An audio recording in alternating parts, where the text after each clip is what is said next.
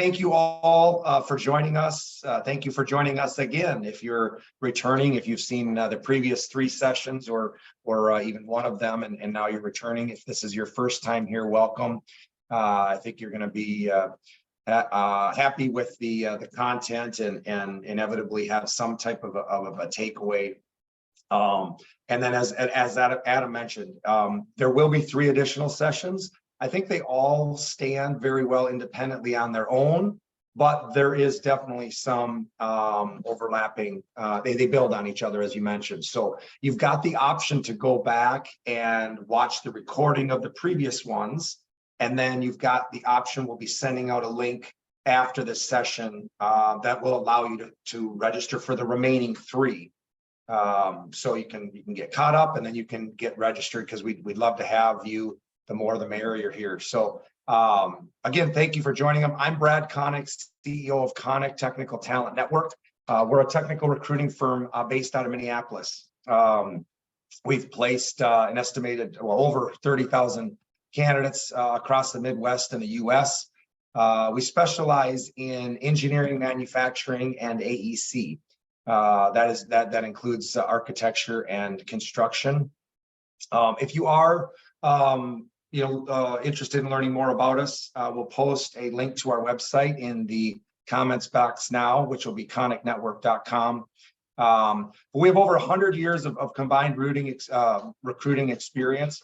And with you take the experience that we have on our team, which includes 3 recruiters that have over 20 years of experience, 20 years with our company, you plug that into our network that we've been building over the last 49 years, and essentially you've supercharged your recruiting efforts. So if there's anything we can help with any of you as far as a recruiting perspective, please let us know. We'd be happy to do so. So I think more importantly, what I want everyone to know is our company's core purpose, which is to positively impact people's lives. This includes our clients, our candidates, our community, and our entire network. And so it was to this purpose that we ended up deciding to offer up this leadership series with Adam, free of charge to everyone within our network. So now more than ever, I believe that leadership and culture corresponds, directly to the overall success of an organization. So excited to have you all here with us today, and hopefully there's a takeaway or 2 that you get from this session. So like I mentioned, for those of you that are already registered, that's great. We'll see you over the next 3 sessions. If you haven't, look for that link to come through. During the presentation, feel free to post comments or questions into the questions box. I'll be watching for those, and as appropriate, I'll pose them during the presentation, or I'll queue them up for the Q&A that comes immediately following the session. So if you're able to stick around, please do so. You can post questions. You can see what questions come up, and Adam or myself will tackle the questions for you. So with that, I would like to introduce our presenter. Adam Carroll is with us today and for the entire leadership series. We're always very fortunate to have him. He is the founder of Renzo Experience, which is a leadership development and culture consulting firm based out of the Midwest. I know, Adam, you've worked with thousands of leaders to help create clarity and alignment, around and within their organizations. So he is a 2-time TED Talk speaker, one of the talks exceeding 6 million views on YouTube. I think you're all going to enjoy his presentation. We're excited to have him here today, and I hope that Konik positively impacts all of your lives in a small way today. So with that, Adam, you can take it away.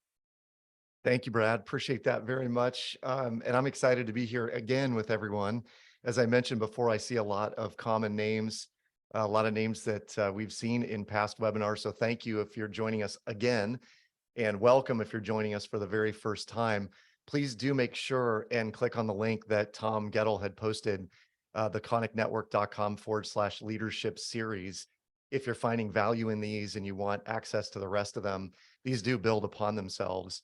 And one of the reasons I'm going to give my why statement, why I do what I do and why I'm so excited to partner with Konik on this, is I believe that people can live an exponentially bigger life by living their life by a few core principles.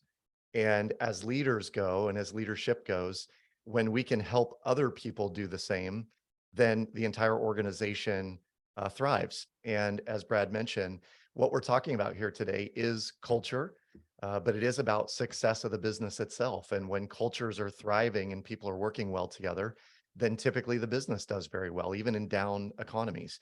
So we're going to talk through a number of things today, but specifically today's topic is how leaders can engage their team using purpose and a why statement.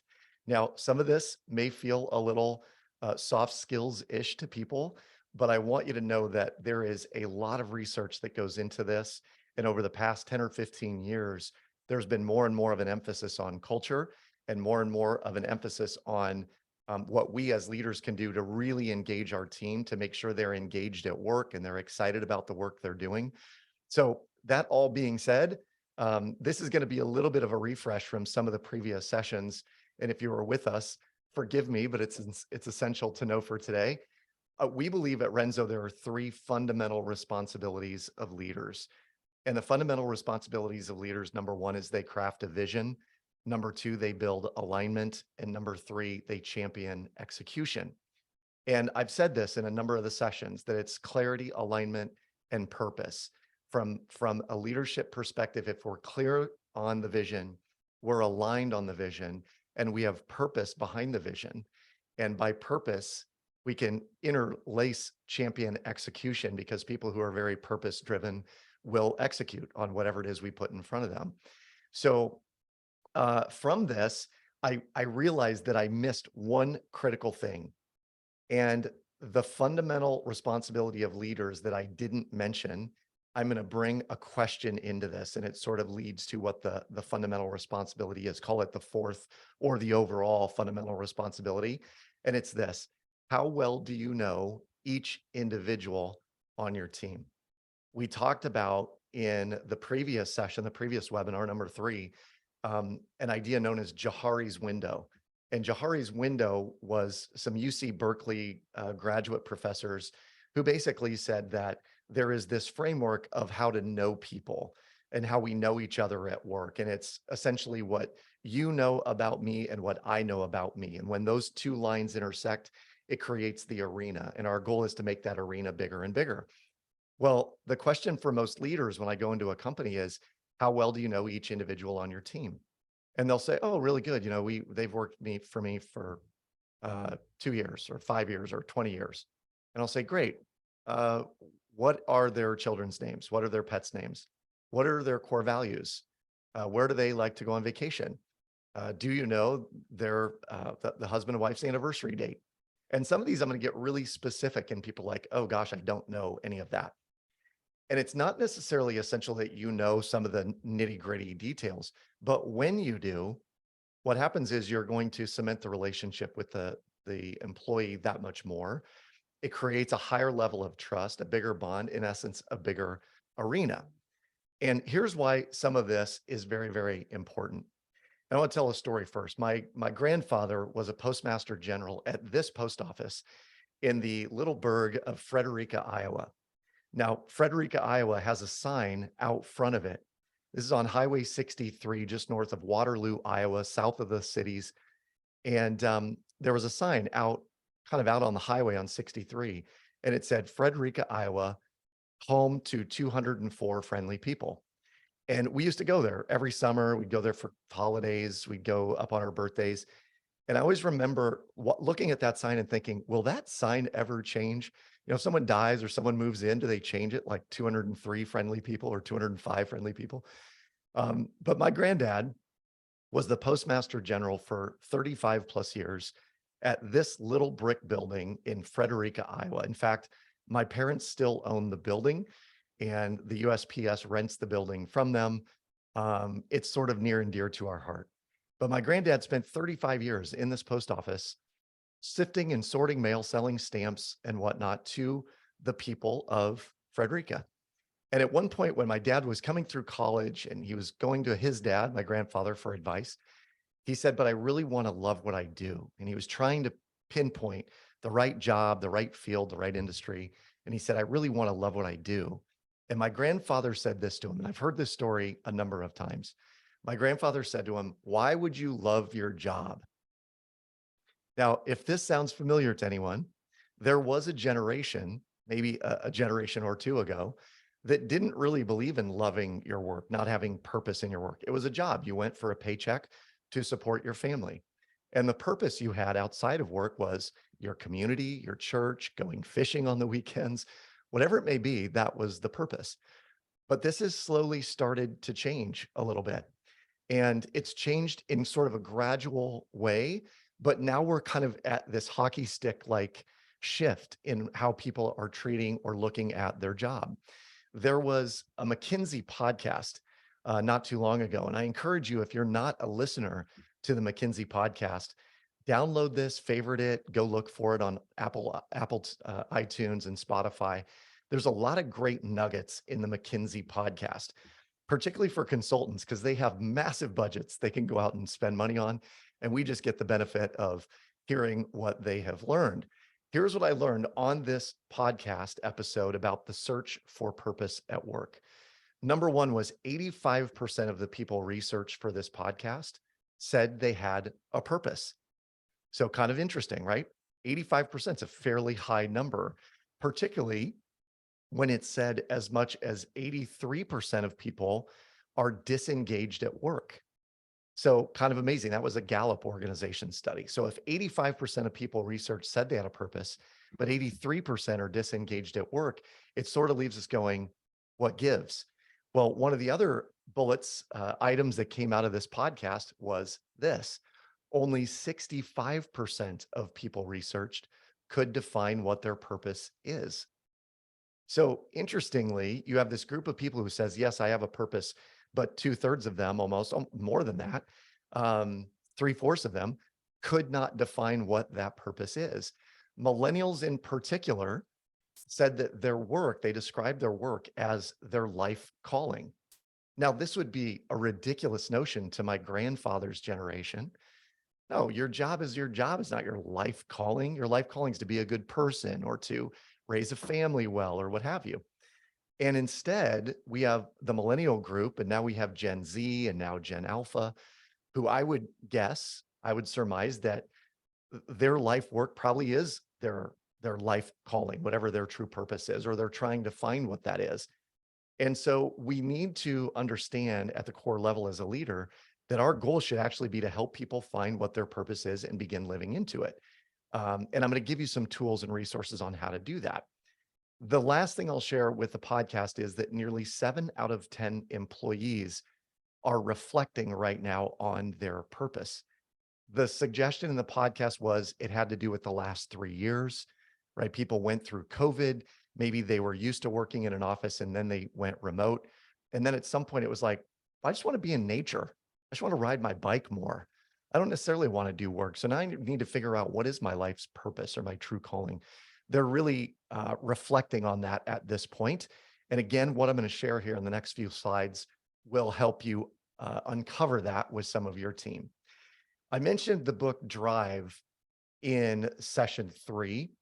This is a book by Daniel Pink. It's probably now 15 or 20 years old. So the whole idea of purpose has been kind of a long-standing idea, but in the book Drive, Daniel Pink suggested that the 3 elements of true motivation are autonomy, mastery, and purpose. Autonomy being we give people a direction and we let them go on that.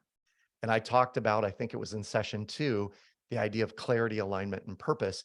Clarity being, do we know where this bus is headed? The bus is going to San Diego, and everyone on the bus is going to San Diego, right? No one's going to San Antonio or San Francisco.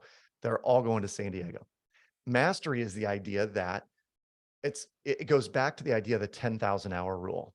If you spent 10,000 hours in something, you are going to have mastery in that thing. And so many people are in the pursuit of mastery in whatever it is they do.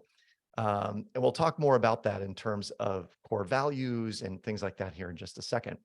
But purpose is what we're highlighting today. So if Daniel Pink 15 years ago was saying purpose was one of the 3 core elements of motivation, then maybe we should all take note, particularly after 7 out of 10 employees surveyed were focusing on their purpose in life. So I shared this diagram in just a little bit different way in session 3. And I want to go back to it because I find it's really important. There is a difference between management and leadership. I think we would all probably agree to that. but we'll get results no matter what we're doing, whether it's management or leadership. And so the way we describe this when we go into a company, or we'll ask the question of leaders, listen, are you having to deal with behaviors and activities? Hey, I need you to get this report done. Why are you showing up late? Those kinds of examples. If you're dealing with those things, then you're probably in the management side of this spectrum. And the reality is that even on the management side, you can probably still get results, albeit you might go home frustrated every day as a leader. And what we will say to those folks that are dealing with behaviors and activities is you have your team's hands. Their hands are at work. They're doing the work. They're doing the reports. They're getting things done. They may be busy on Candy Crush at the same time, but they are doing the work. Their hands are at work. You may even have their head in the game. They're thinking through things. They're being logical. They're defining what needs to get done. If you're an EOS or a traction shop, they're probably showing up to meetings with an agenda and they're doing everything the right way. But at the core of it, they're still not fully engaged. And so what I like to say is if we're going towards the leadership end of this spectrum, what we're talking about are outcomes with our team, and we're talking about the impact that they have. And when we do this, when we talk about outcomes and impact, what we have actually engaged is the person's heart. And this is where we're going to get the highest level of functionality, profitability, performance out of our team when their heart is actually engaged in the work that they're doing. And so I'll give you a great example. I have a person on my team. His name is Nick. Nick is a millennial through and through. The first several years of his employment, he wanted to be a travelpreneur. And what that meant was he wanted to be location independent. He wanted to do his own thing, and he just traveled. And he was part of something called Wi-Fi Tribe, where they got to go to Bali and Mexico and all these different places where they would literally live in a home with a number of other entrepreneurs, and they would do work from these places. And of course, they would do maybe 3 to 5 hours of work a day and then cut out and hit the beach for the rest of the day and hang out as a group. Well, that worked for a while for Nick. But at some point, he realized that his true purpose wasn't just to hang out and party and to build an online business. It was actually family, and it was being close to family and doing things that mattered in the world. And so he went to work for a different firm, but the firm was very rigid, and it was suit and tie every day and shine shoes. And they had a very specific mission that they made everyone commit to when you signed on the dotted line. And Nick was there for a grand sum total of 4 months. And then he woke up one day and he was like, this isn't it either. And he came to work for me, and I said, tell me everything that your heart desires right now.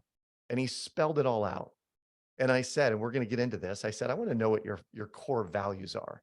I want to know what really lights you up, what makes you feel fulfilled on a weekly basis. And he gave me a list of 5 core values. And I have an exercise I put people through that has them list the top 5 core values in order.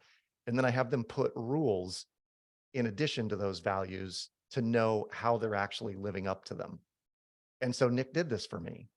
And one of the values he had was freedom. And I questioned him on this. I said, is it autonomy or is it freedom? And he said, I want to be able to work on my own, but I want to be able to do it from wherever, because if I want to be in LA with my family, that's important to me. But if I want to be in Phoenix, then I'd like to do that. Or even in Florida on vacation, I'd like to be able to work from there. And I said, I can make that work. Let's talk through the others. And so one by one, we started scaling into what he truly wanted.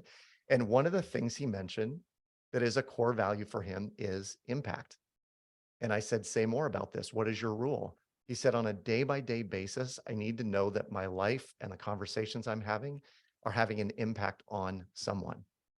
And so what we decided was Nick would be much more forward-facing in the business, because the impact that he has on individuals is profound. He was doing about 20% sort of operational work, but that gave him purpose only when I said, Nick, I got to tell you something. The impact you have on me and my ability to spend time with my family and know this business is in good hands is amazing. And that fills his bucket on impact. The reason I tell you all this is I truly believe that I have Nick's heart in this business. And I'll be very candid, and I'm not going to play this recording for Nick because he may prove me wrong, but I don't think the money is important to him. We pay him well and he's bonused and all of that, but he gets the bonuses. He's like, thanks. But what really fires me up is fill in the blank. And that's where I know that we have Nick's heart. So for you as a leader, one of the things I want you to be talking to your team about is not the behaviors and activities so much as, hey, the outcome we're looking for is this. The impact that we're going to have on our client is we're going to build the most beautiful, eco-friendly building imaginable that people are going to drive by for years and marvel at the architecture, marvel at the engineering that was created on this. And I'm going to say one thing before I move on to the next slide. Some of you may have captured that the name of the company is Renzo Experience. And our company was named, and I want to give the why statement behind this. Our company was named after Renzo Piano, one of the greatest Italian architects to have ever lived and is still living.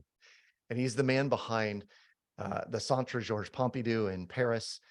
He's behind the Shard in London. And coincidentally, he designed the Come and Go headquarters in Des Moines, Iowa. Now, those three should never be mentioned in the same sentence, but I'm going to. And that building is amazing. And Renzo, typically his commissions are built at like $10,000 per square foot. And so we, in creating a company that helps businesses create their culture, said people need to design their culture much like a building is designed as Renzo would. So the Renzo experience for us is, how do we create the experience for people that they love coming to work? They're full of purpose. Their values are honored while at work. And so we help people create that. I'm going to go back 1 second here. In 2015, I started a podcast called the Build a Bigger Life podcast. And I did it all the way through 2021. And then I ended it. And we put it on pause technically, but I'd like to return back to it at some point. But this was a really valuable exercise for me in interviewing people and finding out what made them work. And one of the things that I would ask of every single guest right up front is I would ask them, what do you love about your life right now? And the answers that I got were really fascinating. But what I boiled it down to was, when people were living according to their core values, they were really happy. Their life was bigger. And I maintain that our goal should be to build a bigger life, not a bigger lifestyle. The lifestyle are the expenses that we take on, the cars and the homes and the dinners out and new clothing and purses and golf and all these things. That can be lifestyle choices. Not that that's a bad thing, but sometimes people live right up to their income. Their lifestyle carries them right up to what they make. And our goal should be to build a bigger life, not a bigger lifestyle, so we can experience true value and have fun and expand our purpose.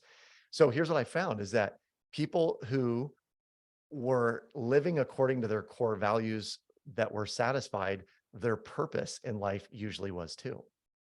And I would ask them, what do you love about your life? I love the fact that I get to spend more time with my family. Tell me about family. Is that a core value of yours? Most people would say yes. Some people said, I love that about 4 times a year I get to take an adventure. And I would say, what are your core values? One of them inevitably would be adventure. And I would say, what is your rule around adventure? My blood needs to be flowing. I need to be doing something different. I need to get out of my own space and go somewhere new. And so they're building that into their environment. Now, to tie those two ideas together for you, if you're like, okay, what's the point? Is if you know your individuals well, and one of them says, hey, one of my core values is adventure, and you know that there's a conference coming up in San Diego that you could send said person to, and oh, by the way, you're going to make it possible for them to go on a sailing trip one day. That might be the adventure their soul needs to fulfill some of the purpose that they have in life, right? At the very least, you're fulfilling some of that core value. And when you know that and you just start layering those things in, you're going to have people's heart no matter what you're asking them to do. And so this is, again, a little soft skillsy, but it's really important that when we start to know what fires up our teams, what their core values are, and we start helping give work to them that fits that core value, they'll go to the nth degree for us. The way we do this, and the purpose, the value statement, all of that, for me started with Simon Sinek's TED Talk. And Simon Sinek did a TED Talk. It was a measly little TEDx Puget Sound event that ended up becoming one of the most watched TED Talks of all time. I think it's got 60 or 80 million views on the TED.com website. Um, Sidebar, but this would be a great team meeting event for you if you were to pull up Simon Sinek's TED Talk and watch the Why Start with Why or Leaders Start with Why TED Talk. And if you've not seen it, let me just recap it quickly. Simon Sinek, as you can see in the image here, shows the golden circle. And the golden circle basically starts with why, how, and what. And what Simon says is most people begin a conversation when asked, what do you do, with the what circle? And you all might say, oh, I design buildings, or I engineer structures, or I'm an architect. That's the what that you do. The how you do it is different. But what people really want to know is why you do it. So if someone were to come up to you and let's go back a step. If someone were to come up to Renzo Piano and said, Renzo, why do you do, or what do you do? He would first say, let me tell you why I do what I do. I believe in building buildings that are a testament to society, that create awe and wonder in people's lives and will exist for decades upon decades into the future. Someone would say, oh, I'm so fascinated, tell me more. If he's on a plane and someone says, what do you do? And he says, I'm an architect. Not a lot of conversation. They might say, well, what have you designed, or what are you into? How do you do that? But when someone starts with why, the conversation goes a lot deeper because we know what they truly want. So let me give you a case in point example. I did a consulting project with a number of consultants at a very large organization, about 4,000 employees. And we had them do a why exercise. We had them watch Simon Sinek's talk. And then we said, I'd like to know, why do you do what you do? And we gave them some direction and said, it definitely is not because I got bills to pay. Okay. That is not why you do what you do. But the why, generally speaking, is starts with an I believe statement, because I believe that I blank. Or because I believe that society needs blank. And so we asked everyone in the room to start out with an I believe statement, but tell us, why do you get up in the morning? Why do you go do what you do? And one of the IT directors very simply said, because I believe I was born to help people. That was it. Super simple. And as a sidebar and a context setting statement here, I saw a speaker one time that said, we were not put on this earth to be employed. We were put on this earth to be deployed. And when you realize what your deployment is, then you can do work that really matters, because you can find that work and do more of it. It's that idea that people are trying to define their purpose. What they're really trying to define is, what's my deployment? What was I put here to do? So this IT director says, I believe I was born to help people. And he writes it on a Post-it note on a note card, and he stuck it on a bulletin board at his desk. And about 30 days later, we came back to the same group and we asked them, does anyone have any stories to share about your why statement? And this individual, he said, I have one. And we said, please share. He goes, I get a lot of emails. This organization is heavy on emails. And I got an email from someone that was quite rude, very candid, very frank, asking me to build a company website or a department website for his department, and was really frustrated about the time frame and why it wasn't done already. And it was very to the point, very curt. And he said, I immediately reacted and I started typing an email. And I was 2 or 3 email paragraphs into the email, scathing, sending back, I'm not the person, and da da da da. And he said, out of the corner of my eye, I saw the note card that was posted on the bulletin board. And it said, I believe I was born to help people. And I said, what did you do? He said, I highlighted the entire copy of the text, I deleted it, and I started over. And what I wrote instead was, dear so-and-so, I really appreciate the fact that this project is important to you, and I'm all about helping you accomplish it. However, we are not the department that would handle that kind of request. That would be some other said department. Just FYI, to get the best result from that group, what you'll want to do is submit a ticket, put an SOS on the ticket submission, and then say, I would really like your assistance in brainstorming this first. Because what they want is they want to help you solve a problem They don't want to be told what to do. If I can be of service to you in the process of getting this done, please let me know. Happy to help in any way I can. Sincerely, Bob. Now, everyone in the room is giving him the golf clap, right? Hey, good job, Bob. Nice job. And I said, hold on a second. How many emails flow back and forth among 4,000 employees a day at this joint? And they said tens of thousands, right? Email heavy operation. I said, if 10% of the emails tone changes, will it change the culture in this organization? And everyone's like, oh yeah, it will. It will do the same at yours. If people understand what their why is, I believe I'm here to help. I believe that I'm here to help solve problems. I believe that my ability to conceptualize big ideas into bite-sized chunks is profound, whatever it is, right? When you know what someone's why statement is, here's the magic. You get to put them in a situation where they can truly thrive by living up to that why, right? So someone who says, I believe I'm here to keep levity in a situation. Like I believe I'm the fun bringer. Well, every organization needs a fun bringer. And that person may be so slammed in work that they haven't had any opportunity to have fun. Maybe we need to engage them in having some fun or planning a fun event. If we don't know what their why is, we don't know that they are unfulfilled for a very specific reason. And it might just be that. So here's one of the takeaways from this slide. I want this for you. I want you to consider it at least to be a team meeting that you watch Simon Sinek's TED Talk, and then you go back and you have them identify what is your why. And it starts with an I believe statement. And then it's really important to do the 5 whys question. And that is, why is that important to you? And why is that important to you? And why is that important to you? And by the time you do that to the fifth question, people will get to the heart of what really matters. And so this is not necessarily a 3 or 5 minute exercise. This may be a Friday evening with a bottle of creative juice kind of exercise, if you know what I mean.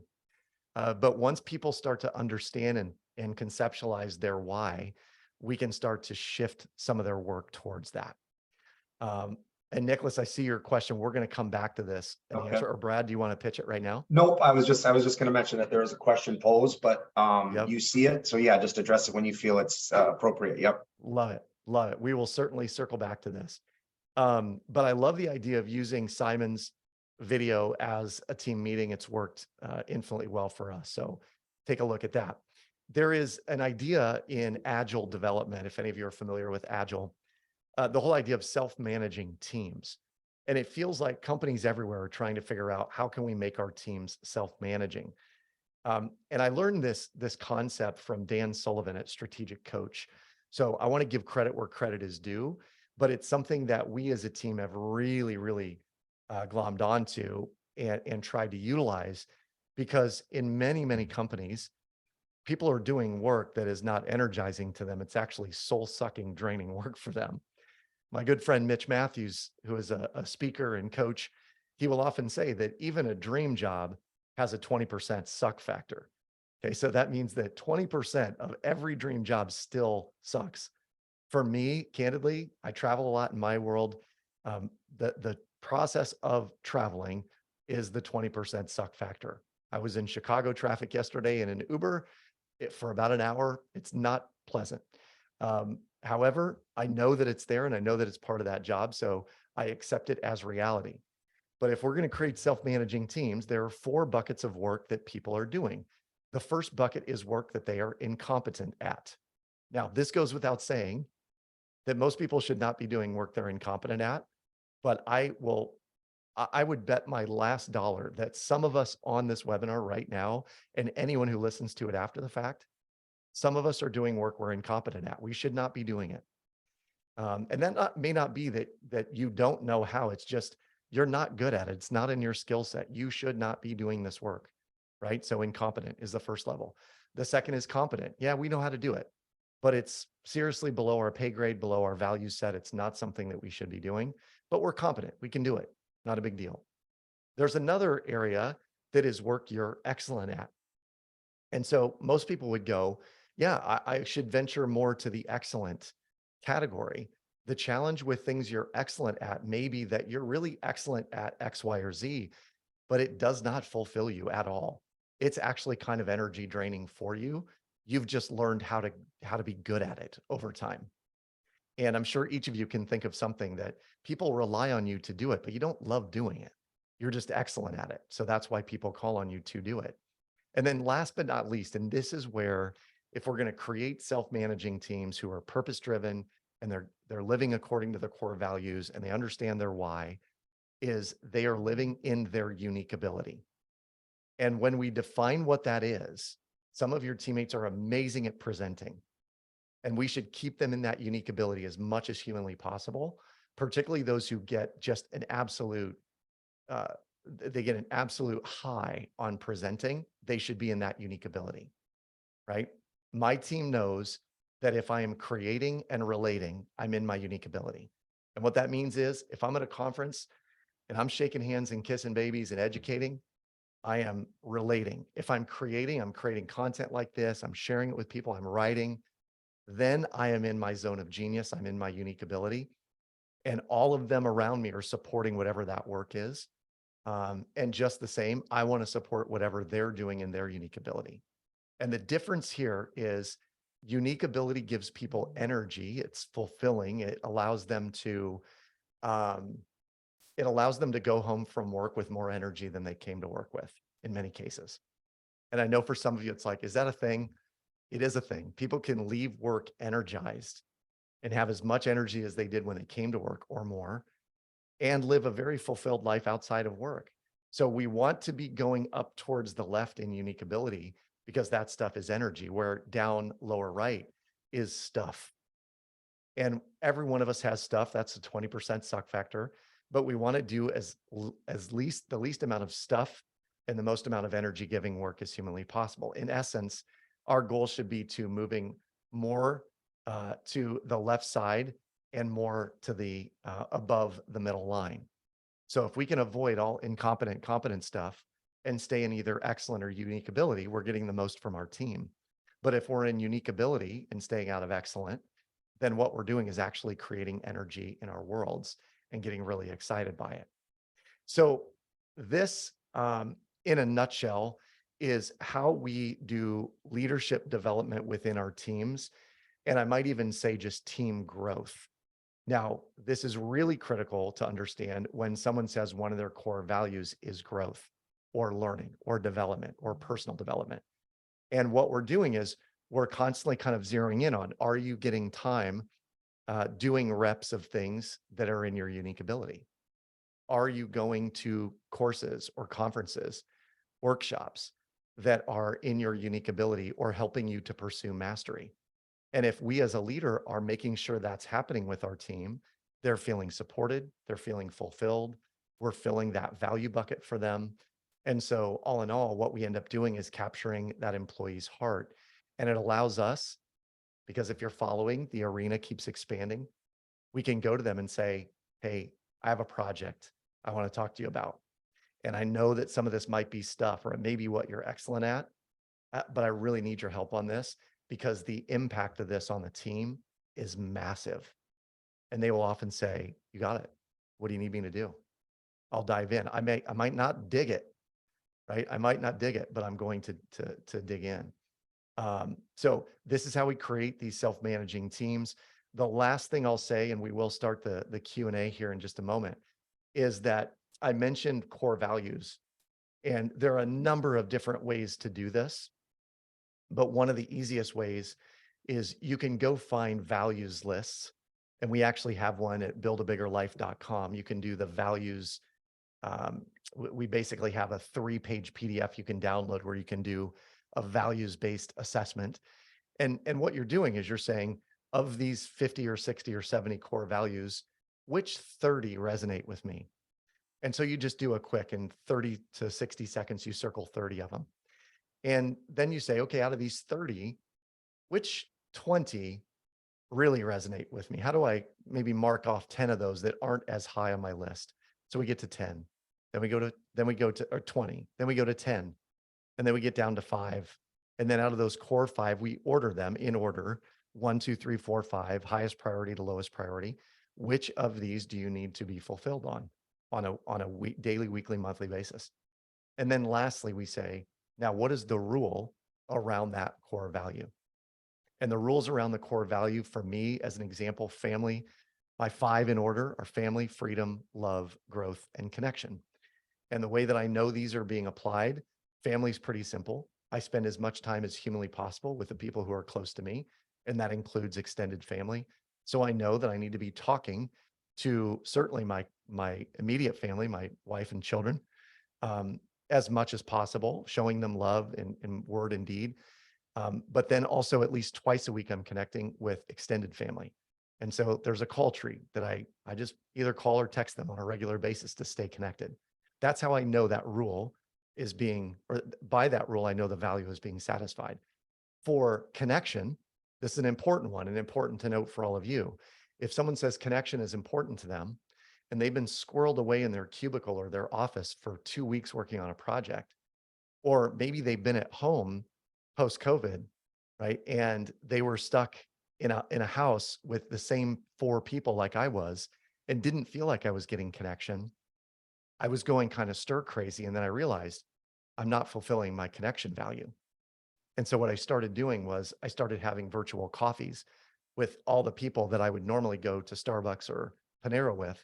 And we just started sitting on Zoom and really connecting. And then I realized what I was missing kind of was hugs, because, hugs are a form of connection. And so when mask mandates went away, that was a huge priority for me.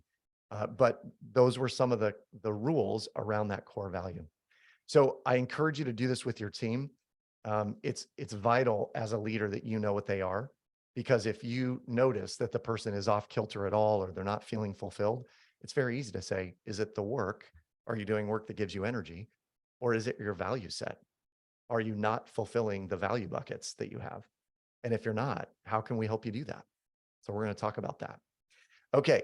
So the last thing I'll mention here, and I said this before, behaviors and activities are management.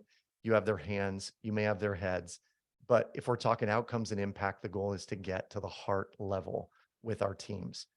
So if you are talking at the heart level, again, we're talking outcomes, we're talking impact, and we're sharing what it is they do that really moves the needle for the company, for the organization, for our clients, for themselves, for the team. We're talking about how important they are to the inner workings of the organization as a whole. I'm going to pause here. I'm going to answer the questions, but I would love to, Brad, if you want to join me here and facilitate some of the Q&A. And I know there were some comments and questions. Spencer, you nailed it. It's motivation 3.0 over motivation 2.0. And Kelly, in answer to your question, we will send out the recording here. And Rob, good to see you again. We will definitely distribute the values assessment PDF. And so that values assessment is really, really helpful for teams. And it's a great just 10-minute exercise you can do with everyone in your next team meeting. So with that, Brad, I'm going to turn it over to you. Sounds good. So we had one, I know one individual, I'll just reiterate, for those of you that maybe weren't on for the first couple of minutes, this and all of the previous webinars are on our website. You can watch them and get caught up. I know there's been several questions about the content, the slideshow, et cetera. Yes, all of that information will also be sent out. So so do you feel like you've covered Nicholas's question there as far as advice regarding how to help the team members understand and answer the core values question? I anticipate some team members will struggle with answering this question. And before I turn it over to you, I will just say it's interesting. We worked very hard to create our core values for our company. Yeah. We've created our core purpose and such. But as I was watching the presentation, thinking about it from more of a personal perspective, I all of a sudden I'm thinking, gosh, we spent all this time creating these core values around the company. And I'm thinking to myself, I need to spend more time creating and identifying what the true core values are for me as an individual. Yeah. I know they're out there somewhere, but they need to be defined and so that I can leverage that. That's great. Yeah, I totally agree with you, Brad. I think the idea has been bandied about for the last decade about building a mission statement and a vision and values around your company. And I believe wholeheartedly that's essential. And then when you figure out your team and what their core values are and how that fits into the overall core values of the organization, when those two are married somewhat seamlessly, Sure. it's amazing. You'll get right fit people in your company that will be there. I mean, you have people who've been there for 20 years. Their core values match what Konik's core values are. It's the reason they're there. Something is fulfilling those core values. Nicholas, to answer your question, advice as far as how to help them understand and answer the core values question. Um, the the the PDF that we'll send out after the event, and Tom will send this out, or someone from Konik will send it. This is going to be really helpful because some people say, "Well, I don't know what my core values are." However, when you look at a list of 60 or 70, these would be sort of traditional core value statements, words. Some will resonate with you and some won't. And those that do, as you start to circle those, we begin to go down that list and say, okay, if you could have this, but not that, what would you have? So if you could have freedom, but not family, which one would you put in priority? Oh, I'd have family. Okay, so family's first, freedom would be second. That's how I got the order of priority for me. Would you rather have freedom or would you rather have growth? I'd probably rather have freedom. Okay, interesting. And as a leader, there's some level of inquiry you can have in that with them, but it's just asking them questions to help them clarify it a little bit. And if you yourself may not feel, totally suited to do that, it's a good idea to have them maybe even engage in coaching to help them identify what that is. And one or two coaching sessions could articulate that for most people. Um, in order of operations, what I would have them do is the values piece first, then watch Simon Sinek's why, and then have them identify what is their why statement. Because if they know what their core values are, then they can say, hey, based on these core values, my why statement is X. Like as an example, my why is I believe that people can live an exponentially bigger life by understanding a few core principles. And I teach those in a fun, exciting, and entertaining way. Um, that is my why. Why I get up every day is to share that with people. But I do it through family, freedom, love, growth, and connection. So my very first lesson was teaching my kids these exponential life ideas, and every day I'm imparting those on my kids. So I'm fulfilled every day in that. But then as they have left and matriculated and gone out of the nest, now I've got to find other people to share that message with, and that's why the work I'm doing is fulfilling for me, if that makes sense. But it was not until I understood the values and then the why statement that I could really sink my teeth into what the purpose was. And then I was fulfilling it on a regular basis. Hopefully that Yep. answers that question. Yep. Yeah. Let us know, Nick, if you need any further explanation. And to everyone that is on this after the fact, if a question comes up or you want some more clarification on anything, feel free to reach out to myself or Adam, and we'll make sure that we get the content or the answers that you're looking for. John Buggy, hello. Good to hear from you again. He's I got a comment here. Said that my comments about values was relevant. His question is about ways to sustain a higher level of meaningful engagement. If I had to guess, I'm going to assume here the key word there being is sustain. It's you push, you engage, you have these initiatives, and maybe you get buy-in. Yeah. What are the strategies around maybe sustaining that? Is it because of weekly meetings, daily meetings, check-ins?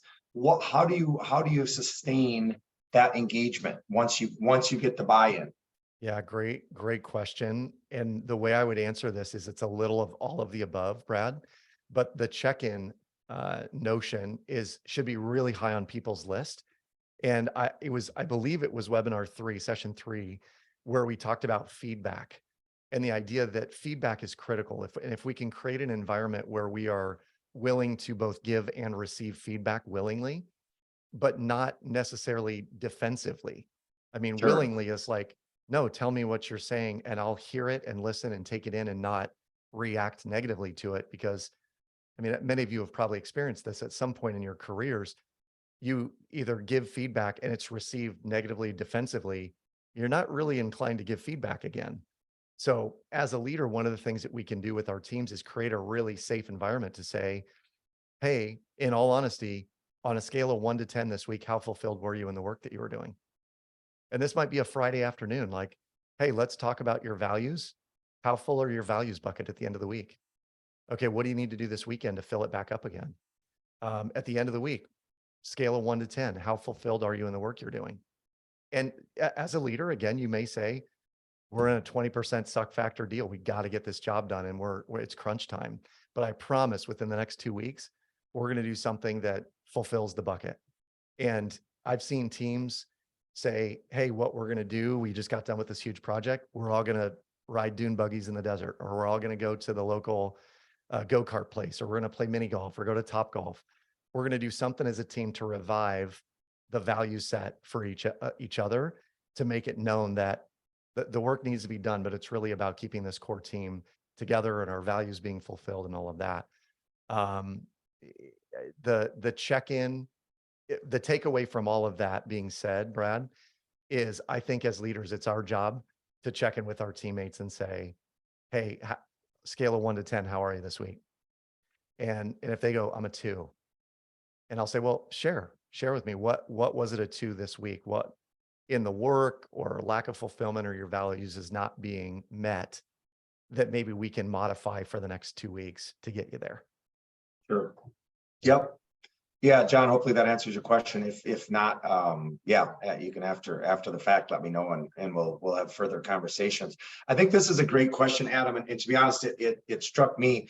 I'm not, I don't consider myself to be a private person. I kind of wear my heart on my sleeve, and you know, but as you rattled through, kind of like, how well do you know your employees?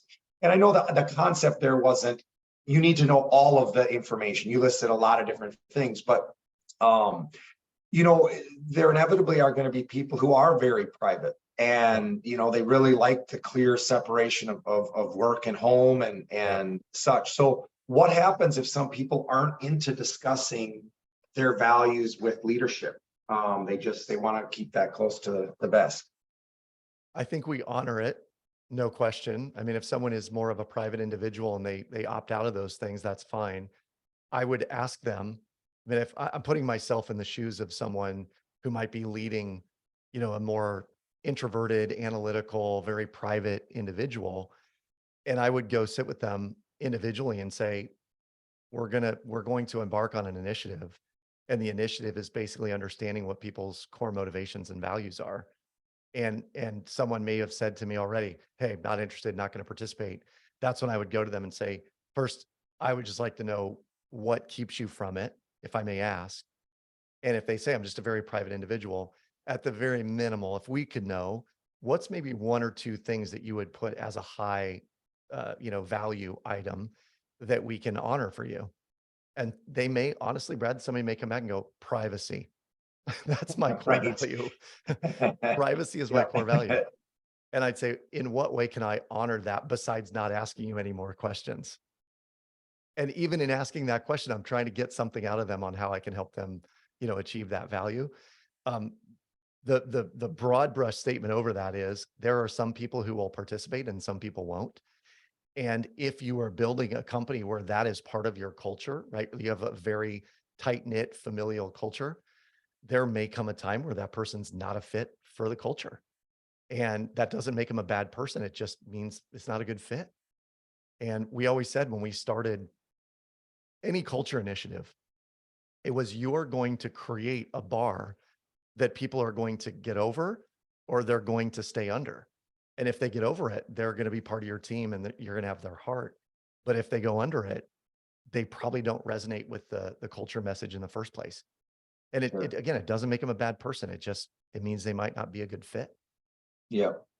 Yeah, I know one of the things that we do as a EOS traction company in our L10 meetings, which again, for those of you that aren't familiar with EOS, just L10 is just your weekly meeting. Each department has one, starts on time, ends on time, etc. And every one of those meetings starts out with a personal and business best. And it's a great way to just kick the meeting off with a little something on a personal note, and then a win that you had from a business perspective in the previous week. So I know that that's been one way for our employees, or I should say as a company, to encourage just a little bit of sharing, and people can choose what information they divulge at that point, but everyone's embraced it and is excited about it. And sometimes it's, gosh, I can't even remember what I did this weekend. What is it? And other times it's celebrating, a kid that was up on stage singing, or, something, their best golf score, or, you just never know what you're going to get. So that's a great exercise. I would highly encourage a personal and business best to kick off any meeting. So we've got Terry here. Thanks for the comment and question here. Terry is saying, I conduct a one-on-one meeting every week with each employee in my department. Do you have a recommendation on how to prioritize the topic of discussions? I'm going to make an assumption on the question here that prioritizing the topic of discussions, when would you have the, am I fulfilled in the values and things like that? At what point in the conversation? I think it depends on the context of the one-on-one.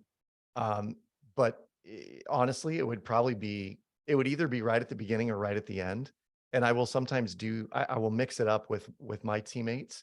And the reason I do that is, if I were to start a conversation, I'd say, hey, right off the bat, let me ask you, and this would be on a Friday as an example. This week, where are you at? Satisfaction level, core values being fulfilled, scale of 1 to 10, where are you at? Where were you at? If it's a Monday and it's a one-on-one and you're talking about the week ahead, it may be at the end and say, hey, as you look ahead to the week, how fulfilled are you about the work that's going to happen? And is there anything I can do to help increase that level of fulfillment? Take you off meetings, give you private time, whatever needs to happen, let me know. But I think that as you do this as a leader more and more, whether it's at the beginning or at the end, your team is going to realize that you taking their temperature is really important to you, and that actually them feeling filled up is important to you. And that's good. That's a relationship deepening kind of conversation, and one that expands the arena and allows us to have difficult conversations better, and so on and so forth. So Terry, if you're already having the one-on-one, I would just add it as a question and decide where you want to insert it, at the beginning or at the end. I learned this, Brad, from a facilitator in an event that I was at. I was with, it's actually a guy named Jack Canfield who wrote Chicken Soup for the Soul. And I went through a program with him for 3 weeks where we would spend a week with him every couple of months. And every morning, as we walked into the room and we sat down, he would say, okay, everyone, close your eyes. I want a self-esteem check on a scale of 1 to 5. How good are you feeling about yourself today? And people would just hold up 1 finger or 5 fingers or whatever it may be. And he would get a sense of who he needed to maybe pour into a little bit that day based on that question. So I love the idea. I asked my kids that question. Hey, on a scale of 1 to 10, how was the day? Or what filled your bucket today? And if they go nothing, then I'm going to be like, well, what can we do tomorrow to fill your bucket?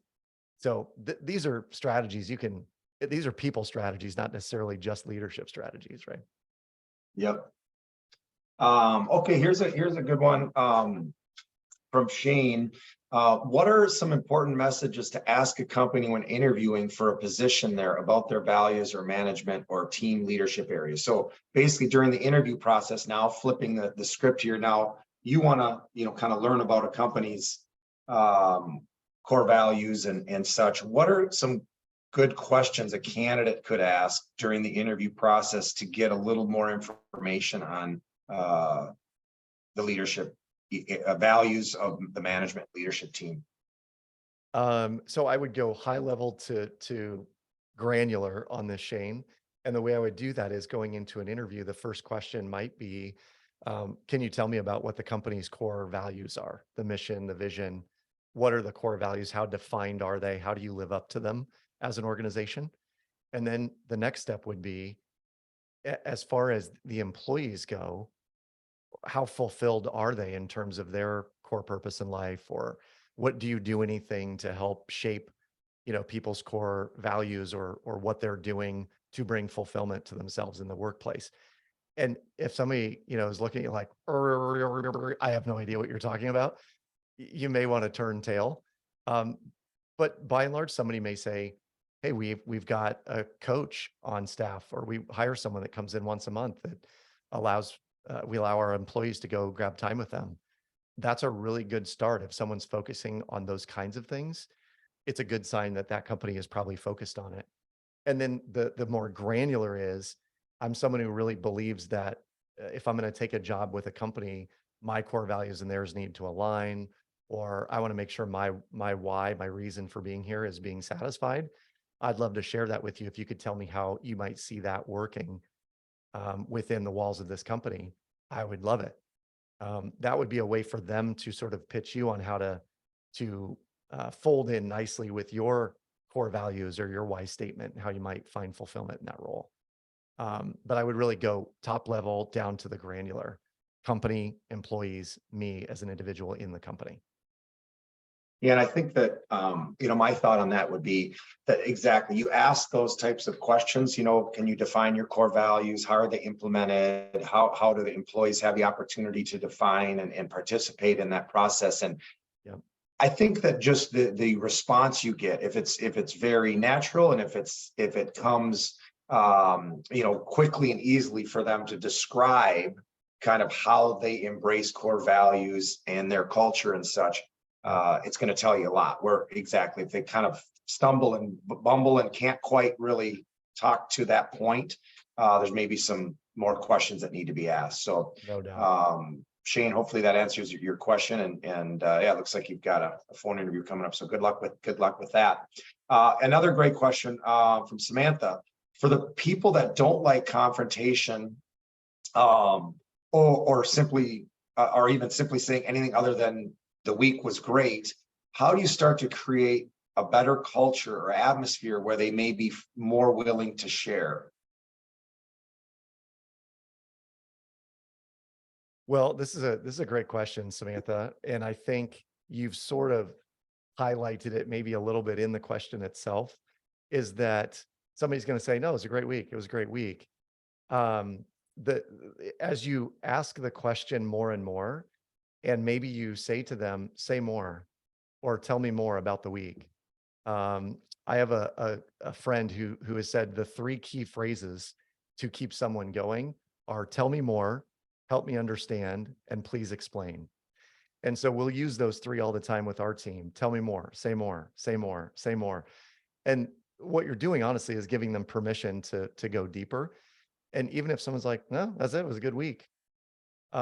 Tell me a little bit about what fulfilled you this week, or why it was a good week for you from a work perspective or a home perspective. Like, what is it that has you ending the week on a high note? And yeah, we're just getting curious. And I think that this probably was in session one. I talked about be curious, not furious. And being curious just means asking deeper questions and getting to a point where, someone just fully shares it all, or they're like, no, that's it. And if that's it is the answer, then let it be that. But the more we ask, I think the more conditioned people will be to have an answer. When they say that's great, and you say more about the week. What else happened? The more we do it, the more it becomes normal and natural. And I've seen that in our company, but we've seen it in all the companies where we've initiated this kind of one-on-one conversation. Is that they're like, I just feel like my leader cares more about me. And I think deep down, that's what we're all after.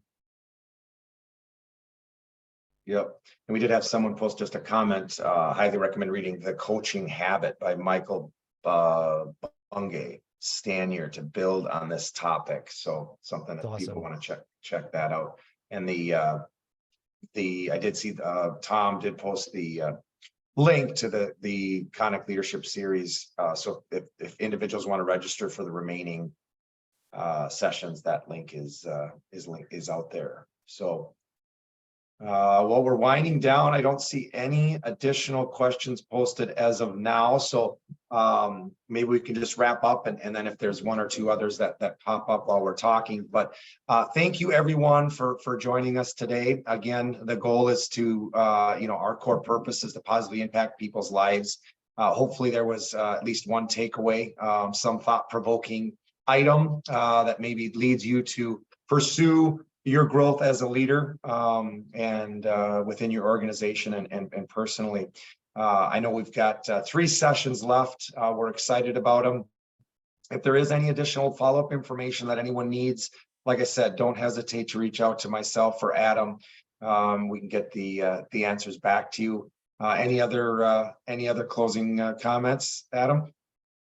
You know, the one comment that keeps popping up for me, Brad, is I think a lot of people, they may not have they may not have had the ambition to be in a leadership role, or maybe at some point in their career, they're like, man, it'd be nice if I were at this level for either the position or the title or the paycheck. But there's a lot of people that are promoted into leadership roles that did so because they were really great technically at what they do, but may not be so great at the leadership, the soft skills, people side of the business. And deep down, if your people are fulfilled and they're living according to their core values, they'll do great work at work. And so it's a very simple, maybe an oversimplified concept, but when we're asking people, hey, did you end the week fulfilled? And how can I help you maybe fulfill more of those core values? We'll carve out time to make sure you're getting connection, or, you know, if you need adventure, here's what that looks like at conferences. That can make a world of difference to someone who may not even realize that's what's missing for them.